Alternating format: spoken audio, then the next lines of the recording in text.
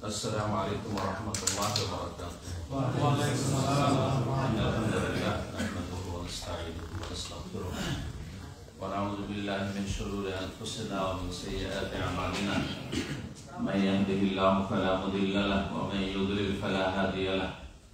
وأشهد أن لا إله إلا الله وحده لا شريك له وأشهد أن محمدا عبده ورسوله صلى الله تعالى عليه وعلى آله وصحبه وسلم تسليما كثيرا. أما بعد، أعوذ بالله من الشيطان الرجيم. واعبدوا الله ولا تشركوا به شيئا وبالوالدين إحسانا الآية. সম্মানিত ইউকের প্রবাসী বাংলাভাষী ভাই এবং বোন সকল, আল্লাহ রাব্বুল আলামিনের প্রশংসা এবং প্রিয় নবী সাল্লাল্লাহু আলাইহি সাল্লামের উপর অসংখ্য সালাত ও সালামের পর আজ এই এডেনবরা এই গুরুত্বপূর্ণ একটি মসজিদে আল্লাহ রাব্বুল আলামিন আমাদেরকে তার কথা, তার প্রিয় রাসূল সাল্লাল্লাহু আলাইহি সাল্লামের কথা কিছু শোনাবার যে সুযোগ দিয়েছেন আমাকে, আপনাদেরকে, এই জন্য আমরা আল্লাহ রাব্বুল আলামিনের শুকরিয়া আদায় করি। বলুন আলহামদুলিল্লাহ। আল্লাহ রাব্বুল আলামিনের শুকরিয়া আদায় করেন অসংখ্য নিয়ামত, কারণ সমস্ত কিছু যা আমাদের মাথা থেকে পা পর্যন্ত রয়েছে, আমাদের চারপাশে রয়েছে দিগন্তে, সমস্ত কিছু আল্লাহ। ওমা বিকুম মিন নি'মাতিন ফামিনাল্লাহ। যা কিছুই নিয়ামত, অনুগ্রহ, যা কিছু আপনি ভোগ করছেন, লাভবান হচ্ছেন, ব্যবহার করছেন, সবকিছু মিনাল্লাহ, আল্লাহ। আল্লাহ রাব্বুল আলামিন যদি না দেন কোন শক্তি দিতে পারেন না, আর আল্লাহ যদি দেন কোন শক্তি বাধা দিতে পারেন। আল্লাহু লা মানিয়া লিমা আতাইত ওয়া লা মু'তিয়া লিমা মানাত। নবী করিম সাল্লাল্লাহু আলাইহি সাল্লামের প্রসিদ্ধ দোয়া, হে আল্লাহ, লা মানিয়া লিমা আতাইত, কোন শক্তি বাধা দিতে পারে না, বাধা দেনেওয়ালা কোন শক্তি নেই। লিমা আল্লাহুম্মা লা মানিয়া লিমা আতাইত, তুমি যেটা দাও বা যদি দিতে চাও, আল্লাহ যা দিতে চান কোন শক্তি বাধা দিতে পারে না। এটি হচ্ছে আমাদের ঈমান, ইয়াকিন। ওয়ালা মু'তিয়া লিমা মানাত, হে আল্লাহ, তুমি যদি কোনো কথা, কাজে, নিয়ামতে আমরা যা কিছু পাচ্ছি, পেয়েছি, পাবো, তাতে বাধা দাও, তাহলে কোনো শক্তিদাতা নেই। এই ঈমান, ইয়াকিন হচ্ছে ঈমানের একটি গুরুত্বপূর্ণ দিক। আল্লাহ রাব্বুল আলামিনের শুকরিয়া আদায় করুন যে আলহামদুলিল্লাহ এই প্রতিকূল পরিবেশেও ঈমান, ইসলামকে ধরে রাখার তৌফিক দান করেছেন। আলহামদুলিল্লাহ। আল্লাহ সবচেয়ে বড় নিয়ামত হচ্ছে হিদায়াত। জান্নাতের রাস্তা আল্লাহ দেখিয়েছেন ঈমানের মাধ্যমে, ইসলামের মাধ্যমে। এই হিদায়াত যদি না থাকে, যদি সঠিক পথ না পান, দিশেহারা পান, যদি বিভ্রান্ত হয়ে যান, যেমন অধিকাংশ মানুষ দুনিয়ার অনেক জ্ঞান বুদ্ধি রাখে, ইয়ালামুনা যাহিরাম মিনাল হায়াতিদ দুনিয়া, সূরা আল্লাহ ইরশাদ করছেন, ওয়া হুম আনিল আখিরাতি হুম গাফিলুন, কিন্তু পরকাল সম্পর্কে একেবারেই গাফিল, উদাসীন হয়ে গেছে। আলহামদুলিল্লাহ যে আপনাকে আমাকে আখিরাত থেকে আল্লাহ গাফিল করেননি, এটি আল্লাহর খাস নিয়ামত। আমাকেও আল্লাহ আপনাকেও গাফিল করে দিতে পারে। ওমা যালিকা আল্লাহু বিআজিজ, কিন্তু আল্লাহর খাস রহমত যে আমাকে আপনার হেদায়েত নসিব করেছেন, জান্নাতের পথে রেখেছেন। সুতরাং এই পথটিকে আঁকড়ে ধরে থাকতে হবে। আল্লাহ যেন তৌফিক দান করেন। এই পথের ওপর ছেলে মেয়েদেরকে আপ্রাণ চেষ্টা করে, সর্বাত্মক মেহনত পরিশ্রম করে, জীবনের মুখ্য টার্গেট, লক্ষ্য, উদ্দেশ্য হবে ও আনফুসাকুম ওয়া আহলিকুম নার, নিজেদেরকে, নিজের পরিবার পরিজনকে, প্রিয়জনকে, যাদেরকে তুমি ভালোবাসো আল্লাহর পরে, তাদেরকে চোখের সামনে আগুনে জ্বলতে দেখলে কখনো কি সেটা মেনে নিতে পারবে? নিজে জীবন দিয়ে দিবি, কিন্তু আগুনে ছেলে মেয়েকে যেতে দেবে না, স্ত্রীকে যেতে দেবে না, স্বামীকে যেতে দেবে না, বাপ মাকে যেতে দেবে না। সুতরাং এই আগুন, দুনিয়ার আগুন সম্পর্কে যদি এতটা জানা থাকে, তাহলে এটা দিয়ে আখিরাতের আগুন, জাহান্নামের আগুনের কথা একটু চিন্তা করুন, যে সেখানে কি করে সেই রাস্তায় আপনি আপনার ছেলে মেয়েদেরকে ছেড়ে দেবেন। ও আনফুসাকুম, নিজেকে বাঁচাও, রক্ষা করো, ওয়া আহলিকুম, তোমাদের পরিবার পরিজন, তাদেরকে বাঁচাও নারান, জাহান্নামের আগুন থেকে। আল্লাহ রাব্বুল আলামিন আমাদেরকে এই বিষয়টিকে জীবনের মুখ্য উদ্দেশ্য বানিয়ে রাখার তৌফিক দান করেন। যদি এটাকে আপনি মুখ্য টার্গেট রাখেন যে আমাকে আমার ছেলে মেয়েকে জাহান্নাম থেকে বাঁচতে হবে, তাহলে দুনিয়া আমার আপনার আল্লাহ অবশ্যই সুন্দর করে দেবেন। কারণ আপনার দুনিয়া পেট পূজার উদ্দেশ্য নয়, আপনার উদ্দেশ্য হচ্ছে আপনার মালিককে, আমার মালিককে, রবকে সন্তুষ্ট করা। আল্লাহ রাব্বুল আলামিন যেন তৌফিক দান করেন। আমাদের যে সব ভাইরা এই আল হুদা ট্রাস্টের দায়িত্বশীল এবং বিভিন্ন স্তরে যারা রয়েছেন, সেসব ভাইরা যারা যোগাযোগ করেছেন এবং তারা আমাদেরকে এখানে দু চারটি কথা বলার জন্য ভালো একটা পরিবেশ তৈরি করে দিয়েছেন, আল্লাহ তাদেরকে জাযায়ে খায়র দান করুন এবং আল্লাহ তাদের নেক আমলগুলি কবুল করুন।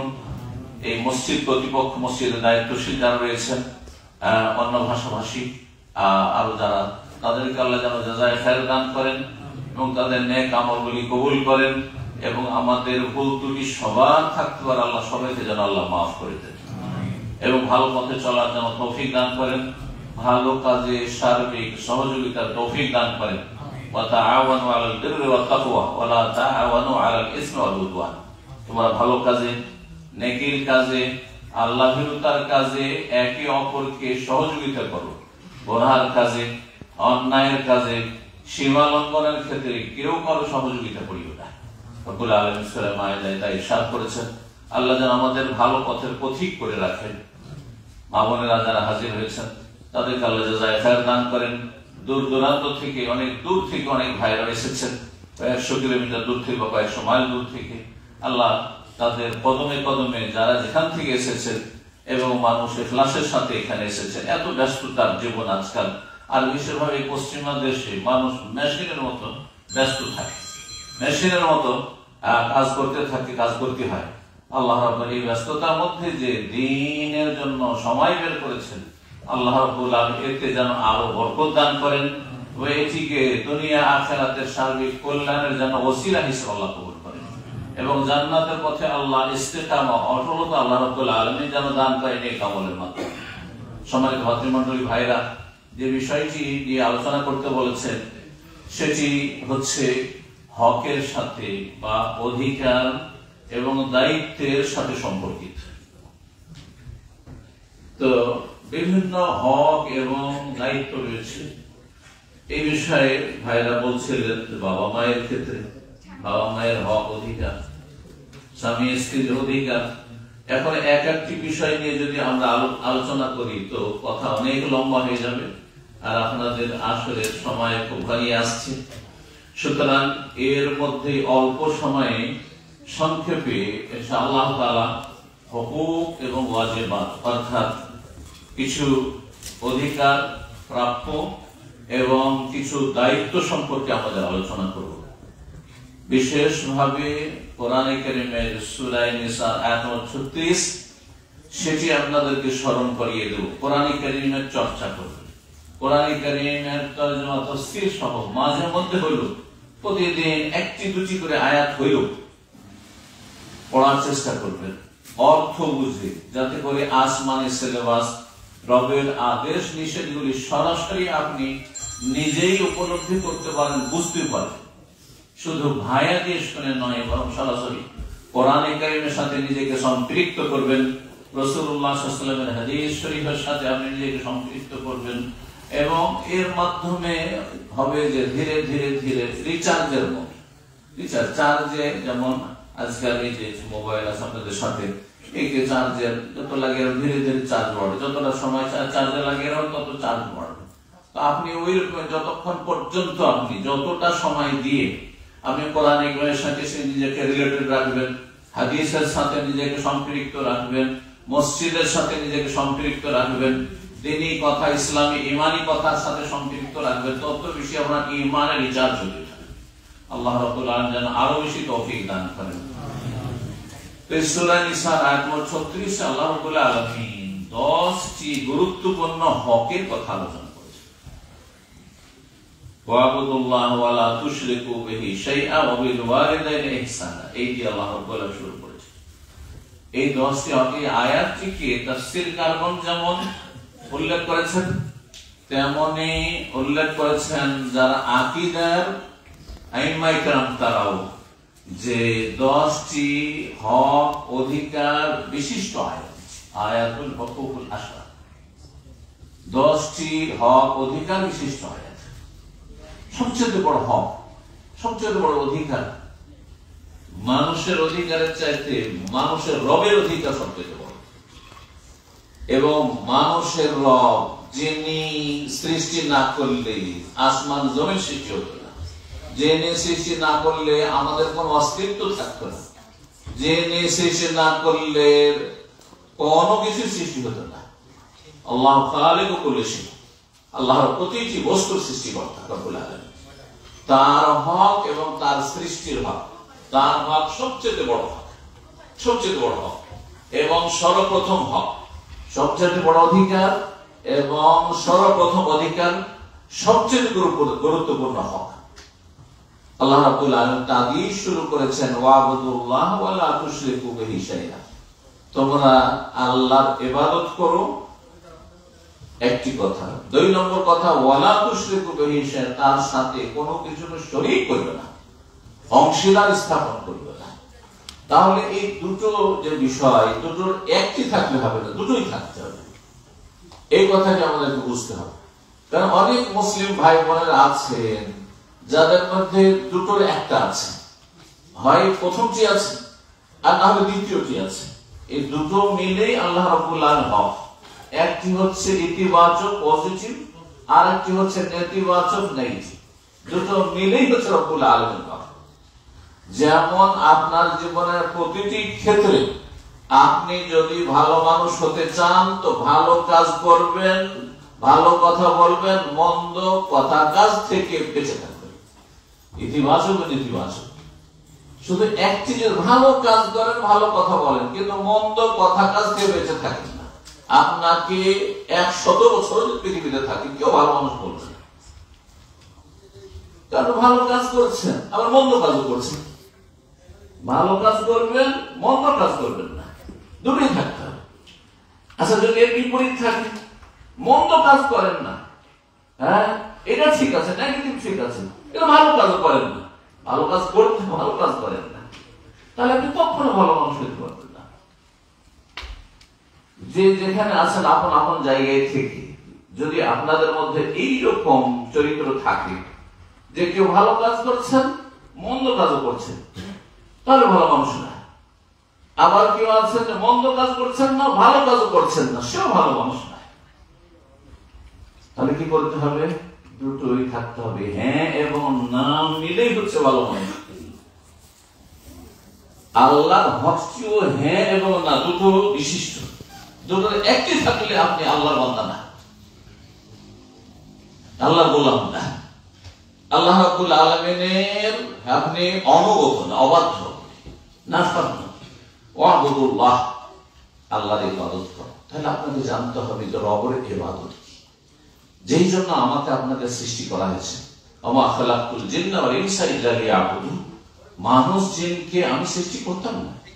সূরা যারিয়াত আল্লাহ বলছেন কেন সৃষ্টি করেছি? ইল্লা, শুধুমাত্র এই উদ্দেশ্যে, লিয়াবুদুন, লিয়াবুদুনি, আমার ইবাদত করবে, আমার ইবাদত বন্দী করবে। এই জন্য তো রব্বুল আলামিনের ইবাদতের জন্য আমাকে সৃষ্টি করা হয়েছে, আপনাকে সৃষ্টি করা হয়েছে। আপনার মধ্যে এই ইতিবাচকটা আছে কিনা, আল্লাহর ইবাদত করছেন কিনা?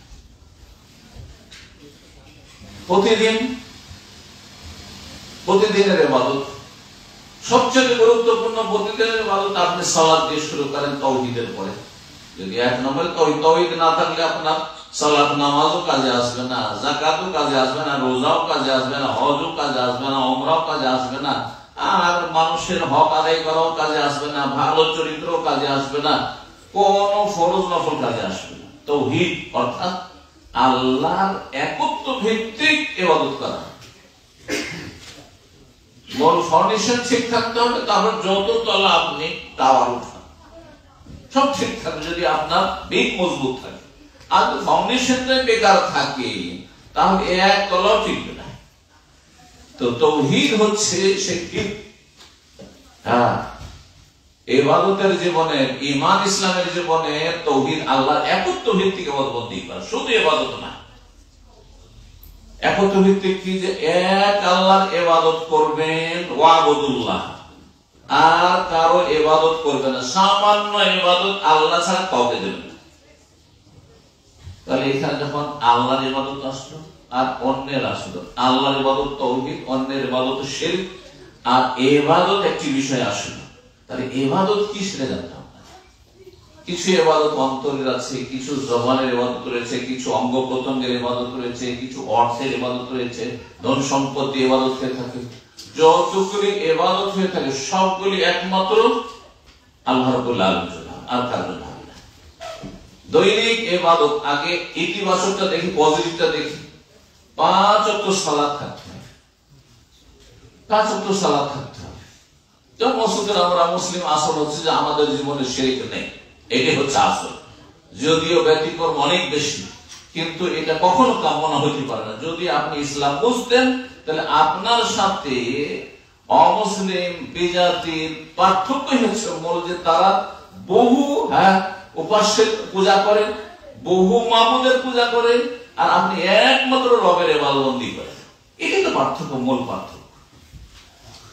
তাদের বহু উপাস্য রয়েছে, মাবুদ রয়েছে, আপনার মাবুদ শুধু এক, রব্বুল ওয়াহিদ, এক রব, আল্লাহু আহাদ। সূরা ইখলাস এমন কোন মুসলিম নেই যার মুখস্থ নেই। চিন্তা করুন তো দেখি। বলো হে নবী, সরাসরি নবীকে বলতে বলা হয়েছে, পরোক্ষভাবে আমাকে, আপনাকে, প্রতিটি মানুষকে বলতে বলা হয়েছে, যেকে বলতে বলা হয়েছে আল্লাহু আহাদ, আল্লাহ একই এক। এর ভিত্তিতে ইবাদতবন্দি হবে। তো 5 ওয়াক্ত সালাত পড়বেন। আজ মুসলিম সমাজে চিন্তা করুন, সালাতের, নামাজের গুরুত্বই নেই আপনার কাছে। আপনি তো এখানেই ফেল। তারপরে যে ঈমান, বিশ্বাস, আপনারা নিশ্চয়ই জানেন যে ঈমানের 6টি পিলার রয়েছে। তার একটি হচ্ছে আল ইয়াউমুল আখির, পরকালের প্রতি বিশ্বাস। পরকালের প্রতি বিশ্বাস। পরকাল শুরু হয় কখন থেকে? মানুষের মরণ থেকে শুরু হয়েছে। মরণের পরে আর দুনিয়ায় লাশ পড়ে থাকলে আর দুনিয়া নেই, তার দুনিয়া শেষ হয়ে গেছে। মারা গেছে, ও দুনিয়াতেই ওর লাশ পড়ে আছে। দাফন করেন আর না করেন, ওকে বিদায় করেন আর না করেন, কিন্তু আখিরাত শুরু হয়ে গেছে। আখিরাত শুরু হয়ে গেছে। তখন থেকে শুরু করে ফারিকুন ফিল জান্নাহ ওয়া ফারিকুন ফিস সাইর, একদল জান্নাতে আর একদল জাহান্নাম, ওইখান পর্যন্ত যতগুলি ধাপ রয়েছে, স্টেপ রয়েছে, এক একটি ধাপ। মরণের পরে কি হয়? কবরে কি হয়? মুনকার নাকিরের সওয়াল জবাব পরীক্ষা হয়, তারপরে পাস ফেল হয়, তারপরে নিয়ামত না হয়, শাস্তি শুরু হয়, আর তারপরে সেখান থেকে পুনরুত্থান, ইয়াউমুল বাস, ইয়াউমুন নুশুর, আর তারপরে হাসর মাঠে, আর তারপরে সেখানে যখন রবের সামনে হাজির হবেন, আর সেখানে হিসাব শুরু হবে। হিসাব প্রথম একজন মুসলিমের, যখন মুসলিম, তাহলে কি হিসাব শুরু হবে আপনাকে নিশ্চয়ই জানতে হবে এবং জানা আছে। প্রথম হাসর মাঠে গেলে হিসাব হবে আপনার নামাজ সম্পর্কে। এটা সাধারণ একজন মুসলিমও জানেন, সে নামাজ পড়ে আর না পড়ে, কিন্তু ভালো করে জানা আছে যে পরকালে গেলে হাসরের মাঠে, আর গেলে মানে কি নাই যে যাবো না না যাবো তা না, বাধ্য আপনাকে যেতে হবে, কোনো উপায় নেই, সেখানে যেতে হবে। যেমন এখন দিন, এতে কোনো সন্দেহ নেই আপনার, যেহেতু দেখে সূর্য দেখে আসলেন, আপনি ঘড়ি দেখছেন, আপনি তার চাইতে বেশি আপনাকে বিশ্বাস করতে হবে যে আপনাকে উঠানো হবে হাসরের মাঠে, আপনাকে হিসাবের জন্য হাজির করা হবে। সেখানে প্রথম সওয়াল, প্রথম জিজ্ঞাসা হবে আপনার নামাজ সম্পর্কে। নামাজের পাস, আশা করা যে সবকিছুতে পাস, আর ঘাটতি থাকলেও কোন রকম মুক্তির আশা আছে। যেহেতু তাওহীদ ভিত্তিক নামাজ, বলবেন না কিন্তু তাওহীদ ভিত্তিক শিরক মুক্ত নামাজ হয়েছে। জি, এই নয় যে নামাজও পড়ছেন আবার আল্লাহ সম্বন্ধে ডাকছেন, এমনটা যেন না। তো আর যদি নামাজে ফেল হয়ে যান, নামাজের ফেল সবকিছু ফেল। রাসূলুল্লাহ সাল্লাল্লাহু আলাইহি ওয়াসাল্লামের হাদিস, এই বিষয়গুলি সব সময় আমাদেরকে আমাদের অন্তরে, আমাদের মগজে, মস্তিষ্কে বসিয়ে রাখতে হবে যে আমি যে মরবো, যাচ্ছি কোথায়। পশ্চিমা সমাজে বসবাস করে, বিশেষ করে অনেকেই ভুলে যাচ্ছেন বিষয়টি। কারণ টাকা পয়সার দৌড় আর ঝাঁপ, আর দুনিয়ার ভোগের সামগ্রী আর সুখের জীবন গড়ার জন্য একটুও চিন্তা করে দেখছেন না যে আমি শেষখানে যাচ্ছি কোথায়, কোন দিকে যাচ্ছি না, এরপরে আমার কি হবে, এরপরে কোথায় যাবো। আচ্ছা 10-20 বছর 50 বছর নয় বাঁচলাম, তারপরে কোথায় যাব? রবের কাছে অবশ্যই যেতে হবে। সুম্মা ইলাইহি তুরজাউন, সুবহানাল্লাহ, আল্লাহর কাছে যেতে হবে। ইন্না লিল্লাহি ওয়া ইন্না ইলাইহি রাজিউন। রাজিউন মানে কি? ইন্না লিল্লাহ বলছেন তো সবাই, কিন্তু অধিকাংশ কিন্তু অর্থ বুঝেন না। এতটুকু যদি অর্থ বুঝতাম তাহলেই তো আমাদের সবকিছু সংশোধন হয়ে যেত। আমরা সবাই আল্লাহ, আমরা নিজের মালিক নিজের না, আমাদের ধন সম্পদ নিজের না, আমরা সবাই আল্লাহ। ওয়া ইন্না ইলাইহি রাজিউন, এবং এতে কোনো সন্দেহ নাই যে আমরা সবাই আল্লাহর কাছেই ফিরে যাব, যেতে হবে তার কাছে। সুতরাং যাচ্ছেন কোন দিকে? আল্লাহর দিকে যাচ্ছেন। আপনি রেডি হন, আপনি আপনার নামাজ ঠিক করেন, আল্লাহর মতো ঠিক করেন। 5 ওয়াক্ত নামাজ যদি ঠিক হয়ে যায় তো রোজা এমনি ঠিক হয়ে যাবে। হজ, অনেকে বেনামাজি হজ করে বসে আছে, হজ ঠিক হয়ে যাবে। হ্যাঁ, যাকাত ঠিক হয়ে যাবে। আর আখলাক চরিত্র অনেকটা ধীরে ধীরে ধীরে ধীরে দেখবেন সব ঠিক হয়ে যাবে, সব ঠিক হয়ে যাবে। 5 ওয়াক্ত নামাজ ঠিক করে আল্লাহর রাস্তায়, আল্লাহর হক আদায় করার জন্য। ওয়ালা তুশরিকু বিহি শাইআ, আল্লাহ ছাড়া কারো কাছে ধর্ম নেই। আমাদের বড় একজন উস্তাদ ছিলেন, আরব শেখ ছিলেন, তিনি বলতেন যে ধরে নেন, সাপোজ ধরে নেন যে আল্লাহও দিতে পারে আর গোস কুতুবও দিতে পারে, ধরেই নেন, একটি বাতিল কথা ধরেন, ধরেই নেন, কে বেশি দিতে পারে? যদি আপনাকে বলা হয় হ্যাঁ যে আল্লাহও দিতে পারেন আর ওই অলি গোস কুতুবও দিতে পারে, কে বেশি দিতে পারে বলুন তো? আপনার বিবেক থেকে বলুন। আল্লাহ চাইলে বেশি করে দিতে পারে, যে বেশি দিতে পারে তাকে বাদ দিয়ে যে কম দিতে পারে তার কাছে কেন যাবেন আপনি? চিন্তা করুন তো, তার কথা কিছুই দিতে পারে না। কোরআন পড়ুন আপনি, কোরআন মা ইয়ামলিকুনা মিন তাদমির, সামান্য খেজুরের বিচিতে ওই যে সাদা এক চিকচিকন আবরণ থাকে, কভার থাকে, সেটাও তারা মালিক না। আল্লাহ বলছেন কোরআন কারিমে, এর নিঃস্বাদ কি? আর কোরআন মানার ক্ষেত্রে কোরআনের অর্থ মানবো, আসমানের সিলেবাস, এতে কোন দ্বিমত হওয়ার কথা। এরপর মুসলিম সমাজে দ্বিমত থাকবে যে আল্লাহ ছাড়া কারো কাছে চাইবো কি চাইবো না, আল্লাহ ছাড়া কেউ দিতে পারে কি পারে না। ওয়াবুদুল্লাহ ওয়ালা তুশরিকু বিহি, আল্লাহর ইবাদত করো, আল্লাহর সাথে কোনো কিছুতে শরীক করিও না, সবচেয়ে বড় হক। এই হক যদি ঠিক করে নেন, আপনার 5 ওয়াক্ত নামাজ আল্লাহর সামনে হাজির দিতে হবে। হতে পারে এই আসরের নামাজ আমার শেষ নামাজ, মাগরিব নসিব হবে না। হতে পারে আমার এই মাগরিব পড়লাম, এখন মাগরিবের শেষ, আর হয়তো নসিব হবে না। বরং হতে পারে কিছুক্ষণ পরে আসর, এই আসরও হয়তো নসিব হলে এক্ষুনি আমার মালাকুল মউত হাজির হয়ে যাবে। এই সালাত মুআদ্দে, বিদায়ী নামাজ, এই নিয়ত নিয়ে যদি নামাজ পড়েন তাহলে আপনার আখলাক চরিত্র ঠিক হয়ে যাবে। আপনি আপনার বাবা মায়ের হক নষ্ট করবেন না, আপনার স্ত্রীর হক নষ্ট করবেন না, আপনার স্বামীর হক নষ্ট করবেন না, আপনার ছেলেদের হক নষ্ট করবেন না, আপনার পাড়া প্রতিবেশী নেবারের হক নষ্ট করবেন না, আপনার আত্মীয় স্বজন হক নষ্ট করবেন না, আপনার মুসলিম ভাই বোনদের হক নষ্ট করবেন না, আপনার প্রতিবেশী অমুসলিম তাদেরও কিছু রাইটস আছে, হক আছে, তাও নষ্ট করবেন না, তাদের সাথে অবিচার করবেন না, তাদের সাথে ধোঁকাবাজি করবেন না, বেঈমানি করবেন না, তাদের সাথে গাদ্দারি করবেন না, কোন দেশ বিরোধী নাশকতামূলক কাজ করবেন না, অশান্তি সৃষ্টি করবেন না। কারণ আপনি আল্লাহকে ভয় করেন, আল্লাহর ভয় আছে যে আমাকে আল্লাহর সামনে হাজির হইতে হবে এবং প্রতিটি কথা কাজের হিসাব দিতে হবে। জি, একজন মুসলিম সত্যিকারের যদি মুসলিম হয়ে যায় তো তার জন্য কোন প্রশাসনের প্রয়োজন নাই, তাকে ভালো মানুষ বানানোর জন্য। সে অবশ্যই ঠিক হয়ে যাবে। এই জন্য বলছি যে রবের হক আদায় করুন, দেখবেন যে রবের সৃষ্টির হক আদায় ধীরে ধীরে সব ঠিক হয়ে যাবে। আপনি গাফিলতি করছেন আপনার স্ত্রীর হক আদায় করার ক্ষেত্রে, যখন সত্যিকারের 5 ওয়াক্ত নামাজি হয়ে যাবেন এবং আখিরাত সম্পর্কে চিন্তাশীল হবেন, তখন আপনি আপনার স্ত্রীর হক আদায় করার জন্য যথাসাধ্য আপনি পুরোপুরি হক আদায়ের চেষ্টা করবেন। কারণ এক একটি বিষয়ে হিসাব দিতে হবে। এই চেতনা, এই ঈমান, এই ইয়াকিন আপনার অন্তরে ধাক্কা দিবে, নাড়া দেবে, নক করবে, আঘাত করবে, আর বলবে তুই ঠিক হয়ে যা, না হলে তোর এই নামাজ দিয়ে কাজ হবে না। আল্লাহর হক আদায় করলি, যদি আল্লাহর বান্দার হক আদায় না করিস, আল্লাহর বান্দির হক আদায় না করিস, স্ত্রীর হক আদায় না করিস, তাহলে ফেসে যাবে। কিন্তু সেখানে আল্লাহ নিজের হক মাফ করে দিতে পারেন, কিন্তু মানুষের হক মাফ করবেন না, তখন আপনি সোজা হয়ে যাবেন। আল্লাহ যেন বোঝার তৌফিক দান করেন। রব্বুল আলামিন দ্বিতীয় হকের কথা বলছেন, ওয়াবিল ওয়ালিদাইনি ইহসানা। আল্লাহর হক আদায় করার পরে আল্লাহর হক ফরজ অবশ্যই আদায় হতে হবে, তারপরে সুন্নত নফল।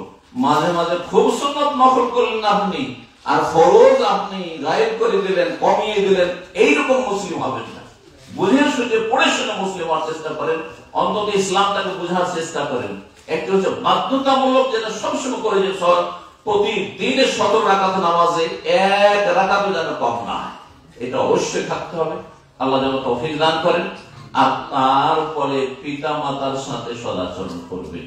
পিতা মাতার কাছ থেকে দুনিয়ার কিছু আশা থাক আর না থাক, অনেকেই আশা আছে, বাবা মায়ের কাছে প্রপার্টি আছে, বাবা মায়ের সাথে স্বার্থ জড়িত আছে, আর এটা অমুসলিমের সাথে আমরা করছি। হ্যাঁ, যাকে চিন্তা তার সাথে করছি, স্বার্থ জড়িত আছে, সুতরাং হ্যাঁ তার উপকার করছি, তার কাজে আসছি এবং তার সাথে ভালো আচরণ করছি। তো কি করলেন তাহলে আপনি? জন্মদাতা বাবা মায়ের সাথে সদ্ব্যবহার করুন। আল্লাহ রাব্বুল আলামিন তৌফিক দান করেন। এই ফিতনার যুগে বাবা মাকে ভুলে যাবে অনেকে। পশ্চিমা দেশে আসার পরে বাবা মাকে এমন ভুলে যাচ্ছেন, সারা জীবন তাদের খেয়ে আরে কিছুই যদি না দেয়, আপনাকে লেখাপড়া পারমিশন দিয়েছে, আপনাকে যত্ন করে বড় হওয়ার একটা সুযোগ দিয়েছে, আপনাকে গ্রোথ করে এতদূর আসার সুযোগ দিয়েছে। যদি মায়ের পেটেই মেরে দিত, দুনিয়াতে আসতে না দিত, তাহলে কি হতো চিন্তা করুন তো দেখি। তো সেখান থেকে চিন্তা করুন, কিছুই যদি না দিতে পারে, কমপক্ষে দুনিয়াতে আসতে দিয়েছে এবং তারপরে আপনার পরিচর্যা করেছে, প্রতিপালন করেছে, যখন আপনি একেবারে দুর্বল ছিলেন। আল্লাহ রাব্বুল আলামিন এই বিষয়গুলো বোঝার তৌফিক দান করেন, বাবা মায়ের হক আদায়ের তৌফিক দান করেন। তারপরে স্বামী স্ত্রীর হকের কথা বলবো। আল্লাহ রাব্বুল কোরআনে কারীমে ইরশাদ করেছেন, ওয়ালাহুন্না মিসলুল্লাযী আলাইহিন্না বিল মারুফ। স্ত্রীদের তেমনই রাইটস রয়েছে, অধিকার রয়েছে, যেমন স্বামীদের অধিকার রয়েছে। সেম আল্লাহ বলছেন ওয়ালাহুন্না মিসলুল্লাযী আলাইহিন্না বিল মারুফ, যেমন স্ত্রীদের কর্তব্য দায়িত্ব রয়েছে, তেমনি স্বামীদের কর্তব্য দায়িত্ব রয়েছে এবং স্বামীদের উপর স্ত্রীদের হক রয়েছে। হকের ক্ষেত্রে কোনো পার্থক্য নেই। যেমন আপনার অধিকার রয়েছে আপনার স্ত্রীর উপর, তেমনি আপনার স্ত্রীর অধিকার আপনার উপর রয়েছে। পার্থক্য কোথায়? শেষখানে আল্লাহ বলে দিচ্ছেন এই আয়াতের, ওয়ালিররিজালি আলাইহিন্না দারাজা। পার্থক্য শুধু এতটুকু যে পুরুষকে, স্বামীকে স্ত্রীর উপর একটু মর্যাদা দেওয়া হয়েছে। কি? নেতৃত্ব, লিডারশিপ লাগবে। দুইজন হইল, একজনকে মালিক বানাইতে হবে, না হলে সেখানে ফাসাদ সৃষ্টি হয়ে যাবে। আল্লাহ বলেন লাউ কানা ফীহিমা আলিহাতুন ইল্লাল্লাহ লাফাসাদাতা। পৃথিবীতে যদি এক আল্লাহ ছাড়া দুই আল্লাহ হইতো, তো কোনো না কোনো দিন একটি বিশ্বযুদ্ধ অবশ্যই হইত। হ্যাঁ, কখনো হইতো। কিন্তু না, দুনিয়ার মানুষ বিশ্বযুদ্ধ করেছে, কিন্তু রবের আসমান জমিনে এইরকম কোনো কিছু হয়নি, বেশি খোলা হয়নি, ঠিক না? তো ঠিক ওই রকমই বাড়িতে স্বামী স্ত্রীতে একটা পরিবার শুরু করলেন বিয়ে করে, আর তারপরে যদি কেউ কাউকে মালিক না মানেন, স্ত্রী যদি বলে আমি তোমার চাইতে শিক্ষিত, আমি তোমার কাছে পয়সাওয়ালার মেয়ে, আমি তোমার চাইতে বেশি বুঝি, তুমি কি বুঝো, তোমার একটি কথা মানবো, আমার একটি কথা মানতে হবে, তাহলে ঝামেলা বেড়ে যাবে। কোনদিন এই দাম্পত্যের গাড়ি চলবে না, কখনো এই পরিবারে শান্তি নেমে আসবে না। সুতরাং আল্লাহ বলছেন ওয়ালিররিজালি আলাইহিন্না দারাজা। পুরুষকে একটি মর্যাদা দেওয়া হয়েছে, সেটি হচ্ছে নেতৃত্বের মর্যাদা। একজনকে আমির অবশ্যই মানাইতে হবে। আর নারীকে, স্ত্রীকে নেতৃত্ব দেওয়া, যতই শিক্ষিত হোক না কেন, আর যতই বুদ্ধিমতী হোক না কেন, আর যতই যোগ্য হোক না কেন, আর যতই যুক্তি পেশ করুক, পরামর্শ দেওয়ার কিন্তু অধিকার আমার আছে। অনেকে মনে করেন যে আমি যেহেতু স্বামী পরামর্শ নিব না, এটা আবার ভুল। নবী করিম সাল্লাল্লাহু আলাইহি ওয়াসাল্লাম স্বয়ং আজওয়াজে মুতাহহারাত উম্মাহাতুল মুমিনিন রাদিয়াল্লাহু তাআলা আনহুন্না তাদের কাছে পরামর্শ নিয়েছেন। হুদায়বিয়ার সন্ধির সময় পরামর্শ দিয়েছেন, বিভিন্ন সময় পরামর্শ নিয়েছেন, বিভিন্ন সময় মন খারাপ হয়ে কি শুনিয়ে বাড়িতে এসেছেন, ইয়া রাসূলুল্লাহ কি হয়েছে, আপনি এরকম করেন, দেখেন ঠিক হয়ে যাবে। তো পরামর্শ অবশ্যই, কারণ অনেক সময় হয় কি যে আমার নিজের বুঝে আসে না, হয়তো একটি ছোট্ট একটা কথা আছে হয়তো, অথবা গুরুত্বপূর্ণ আছে, কিন্তু আমার খেয়াল আসে না, আমার স্ত্রীর খেয়াল আসতে পারে। সুতরাং অবশ্যই পরামর্শ নেই। কোরআনে কারীমে আল্লাহ দুই জায়গায় পরামর্শ নিতে বলেছেন, ও আমরুহুম শুরা বাইনাহুম। মুসলিমদের কাজগুলি হবে পরামর্শ ভিত্তিক, শুরা ভিত্তিক। একটি সূরার নাম হচ্ছে সূরা মানে পরামর্শ। সূরা মানে পরামর্শ। কোরআন কারীমে একটি সূরার নামই হচ্ছে পরামর্শ। তারপর ওয়াশাবিরহুম ফিল আমরি, আল্লাহ বলছেন যে মানুষের কাছে, আশেপাশের লোকের কাছে, যোগ্য লোকদের কাছে যাদের পরামর্শ দেওয়ার মতো ক্ষমতা আছে, পরামর্শ দেওয়ার ক্ষমতাও লাগে এবং হিদায়াত কোনদিন হয় ভালো পরামর্শ দিবেন। আপনার স্ত্রীর চাইতে কে আপনার হিদায়াত হইতে পারে? সুতরাং স্ত্রীকে অবশ্যই মূল্যায়ন করতে হবে, তার পরামর্শের অ্যাডভাইসের অবশ্যই মূল্যায়ন করতে হবে, কিন্তু চূড়ান্ত সিদ্ধান্ত তারা ফায়সালা আপনার হাতে থাকতে হবে, ফায়সালা তার হাতে ছেড়ে দিতে হবে। এই বিষয়গুলি মা বোনদেরকে বুঝতে হচ্ছে, কারণ অনেক মা বোনরা মনে করে যে না এটা তো আমার মানহানি হয়ে গেল, আমি তো ছোট হয়ে গেলাম। না, আল্লাহ যিনি সৃষ্টি করেছে তিনি বেশি জানেন যে তাকে নেতৃত্ব দিতে হবে। আল্লাহ বলছেন সূরাতুল মুলকে, যিনি স্রষ্টা, যিনি সৃষ্টি করে তিনি জানেন না? নয়টা সৃষ্টি করে নারীকে সৃষ্টি করে তিনি জানেন না যে তাকে মালিকানা দিতে হবে? তিনি অবশ্যই জানছেন। সুতরাং আল্লাহ বলছেন যে পুরুষদেরকে নারীদের উপর আহ্বান বানানো হয়েছে, নেতৃত্ব দেওয়া হয়েছে, নেতা অভিভাবক বানানো হয়েছে। কি জন্য? যেহেতু আল্লাহ একে অপরের উপর শ্রেষ্ঠত্ব দিয়েছেন, কিছু বৈশিষ্ট্য গুণ এমন পুরুষদের মধ্যে আছে যেটা নারীদের মধ্যে নেই। কিছু দুর্বলতা এমন আছে যেই দুর্বলতা নেতৃত্ব দিতে গিয়ে ব্যর্থ করে দিবে, সেটি নারীদের মধ্যে আছে। যার ফলে এই শ্রেষ্ঠত্বের কারণে শারীরিক হোক, মানসিক হোক, অথবা সিদ্ধান্ত নেওয়ার ক্ষেত্রে হোক, ঝুঁকি নেওয়ার ক্ষেত্রে হোক, ধৈর্য ধারণের ক্ষেত্রে হোক, বিভিন্ন বিষয়ের ক্ষেত্রে আল্লাহ নরকে পুরুষকে নারীর উপর শ্রেষ্ঠত্ব ফজিলত দিয়েছেন। দ্বিতীয় কারণ, নেতৃত্বের পুরুষকে কেন নেতৃত্ব দেওয়া? যেহেতু পুরুষের দায়িত্ব ফরজ হচ্ছে, সে দায়িত্ব পালন করবে, তাকে ভরণ পোষণের দায়িত্ব নিতে হবে, তাকে বাসা ভাড়া দিতে হবে, তাকে ছেলে মেয়েদের শিক্ষা খরচ দিতে হবে, তাকে ছেলে মেয়ে স্ত্রীর খাওয়া খরচ দিতে হবে, চিকিৎসা খরচ দিতে হবে, বস্ত্রের খরচ দিতে হবে, সাত খরচ দিতে হবে, তাকে দিতে হবে। স্ত্রীকে রোজগার করবো, চলো 50-50, তুমি অর্ধেক দাও, আমি অর্ধেক, তুমি ভাড়া দাও, আমি এটা করি, আমি খাওয়া দাওয়ার খরচটা করি, আর তুমি ছেলে মেয়েদের লেখাপড়ার খরচটা দাও। এটা ইসলাম শিখায় না, এটা ইসলাম পরিপন্থী। এইরকম অবৈধ নাজায়েজ সুযোগ কোনো স্বামী দেবেন না, তাহলে আপনি কাপুরুষ হবেন। আল্লাহ আপনাকে ফজিলত এই জন্য দিয়েছেন, আল্লাহ আপনাকে নেতৃত্ব এই জন্য দিয়েছেন।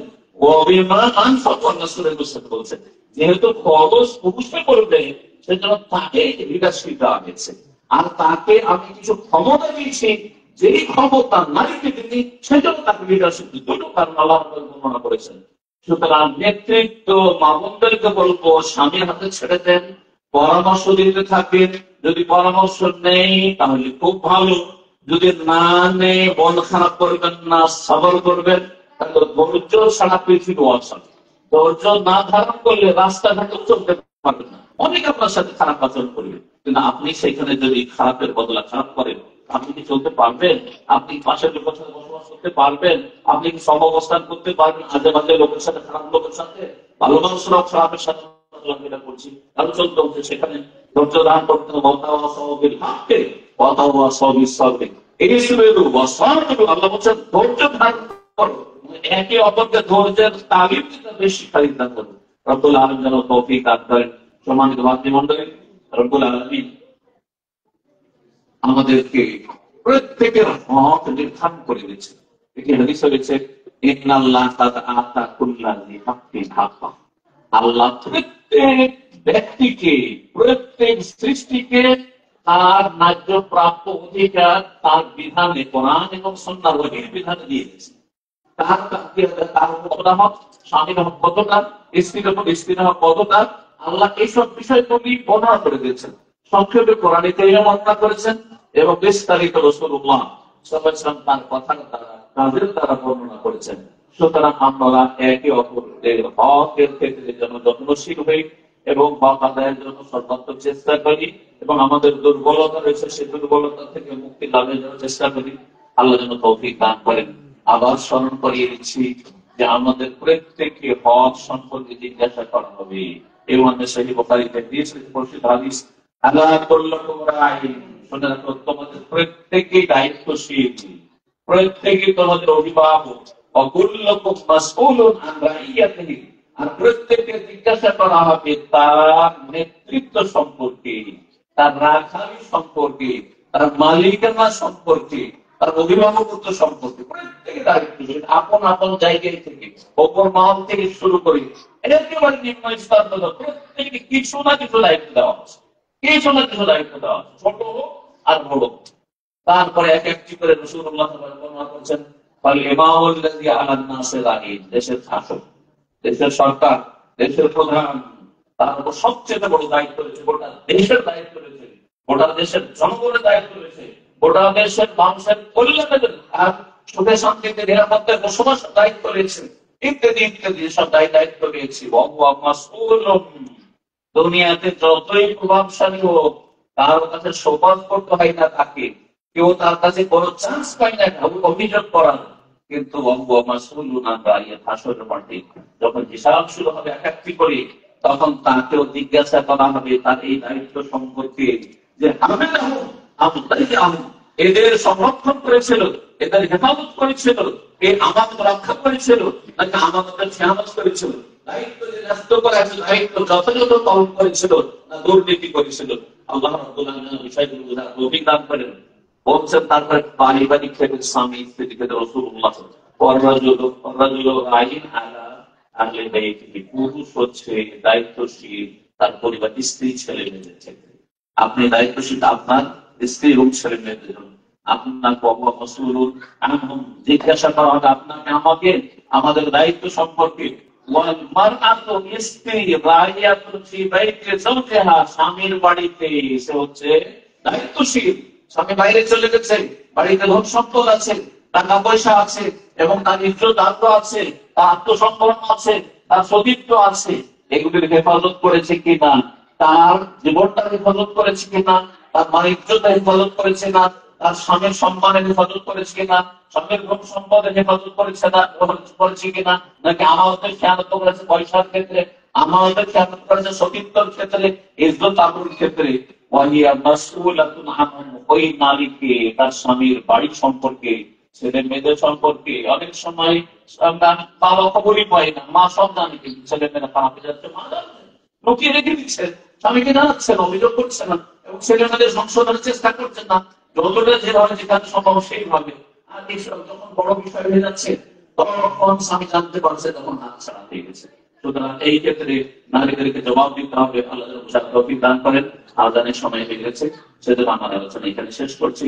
ইনশাআল্লাহ তাআলা সালাতের পরে আমরা প্রশ্ন উত্তর আকারে আপনাদের যেসব প্রয়োজন রয়েছে, প্রশ্ন করার অথবা যেসব বিষয় জানার প্রয়োজন রয়েছে, ইনশাআল্লাহ বিশেষ করে আমাদের যে বিষয়বস্তু টপিকস, এর উপর যদি প্রশ্ন হয় তাহলে আরো ভালো, যাতে করে সুবিধা হয় যে আমাদের বিষয়টা কমপ্লিট হবে।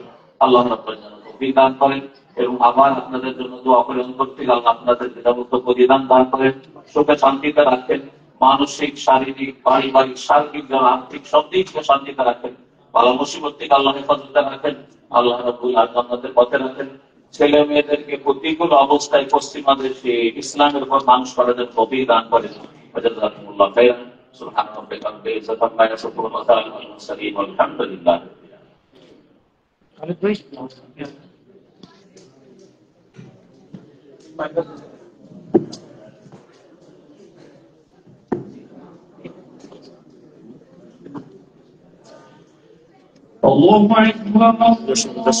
আমরা বাকি অংশ মাগরিবের নামাজের পরে ইনশাল্লাহ আপনাদের সামনে দেখা শুরু করে, ততক্ষণ আপনারা ধন্যবাদ।